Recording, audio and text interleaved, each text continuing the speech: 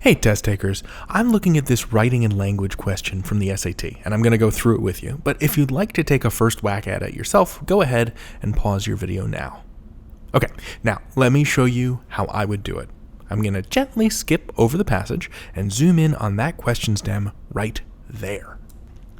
Which choice best states the main purpose of the text? And that stem tells me we are looking at a text structure and purpose question. These questions will ask us to do one of two things, either to identify the purpose of a given passage, essentially why did the author write the piece, or in other words, what's the point, or to identify the structure of the passage, essentially how does the author move between ideas to achieve their purpose. Purpose questions ask us, what is the author trying to accomplish? So strategies for these questions, whether they're structure or purpose questions, follow the same approach. First, cover the choices. We recommend this first step on these questions to make sure that we take the time to make a good prediction without being influenced by the glittery objects below. Next, identify the task, which is as simple as reading the question stem to figure out if you're looking for structure or looking for purpose. And then go ahead and read the passage with that task in mind.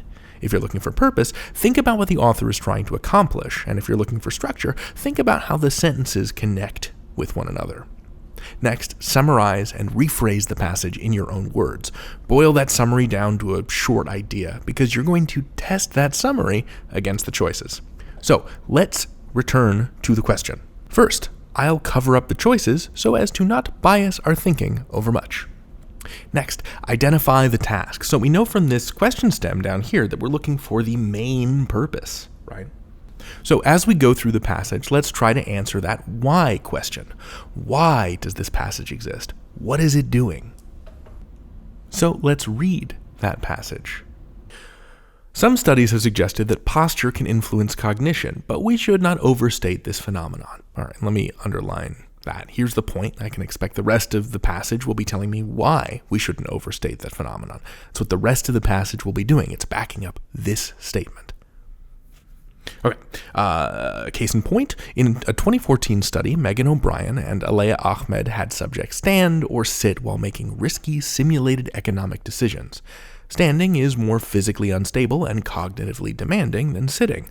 Accordingly, O'Brien and Ahmed hypothesized that standing subjects would display more risk aversion during the decision-making tasks than sitting subjects did, since they would want to avoid further feelings of discomfort and complicated risk evaluations. But O'Brien and Ahmed actually found no difference in the group's performance. Okay, so let's summarize. The author kicks off by saying that some studies suggest that posture, sitting or standing, can influence cognition, like thinking clearly.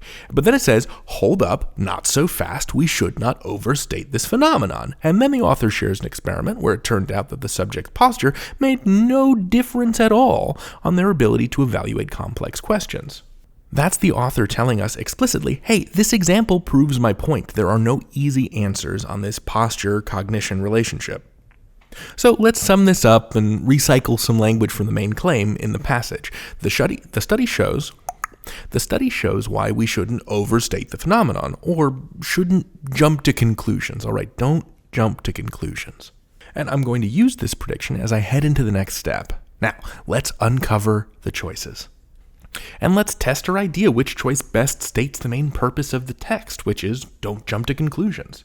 I forgot to put the end quotations on there. There we go. Don't jump to conclusions. Okay, so let's test each choice against that. The text A presents the study by O'Brien and Ahmed to critique the methods and results reported in previous studies of the effects of posture on cognition. There's nothing in the text critiquing or criticizing the methods of previous studies. It's just an offhand reference in the first line about the results. I think we can safely eliminate this one. Okay, choice B, the text argues that research findings about the effect of posture on cognition are often misunderstood, as in the case of O'Brien and Ahmed's study. This also isn't talking about something that's present in the passage. There's no references to misunderstandings. Choice C, the text explains a significant problem in the emerging understanding of posture's effects on cognition and how O'Brien and Ahmed tried to solve that problem. First of all, this doesn't match our prediction, and it doesn't reflect what's in the text either. There's no explicit suggestion that O'Brien and Ahmed's study is trying to solve a problem. I'm going to leave this in and check out D before crossing this out for sure, but I gotta say this feels a bit off. Let's move on to D. So choice D, the text discusses the study by O'Brien and Ahmed to illustrate why caution is needed, when making claims about the effects of posture on cognition. So yes, now here is a choice that matches our prediction of don't jump to conclusions, right? Caution is needed when making claims about the effects of posture. This is 100% our answer.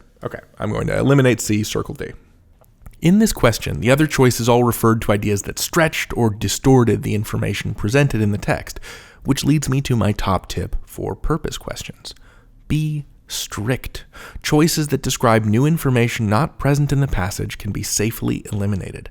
You shouldn't have to tie yourself in a knot to justify an answer choice, Like choice A in this example mentioned the methods and results of previous studies, and that's tricky because the passage did mention results, but crucially, it didn't mention methods. A choice can feel mostly right, but a single wrong word or phrase can knock it out of the running. It's got to be completely accurate if it wants to be your answer. Good luck out there, test takers. You've got this.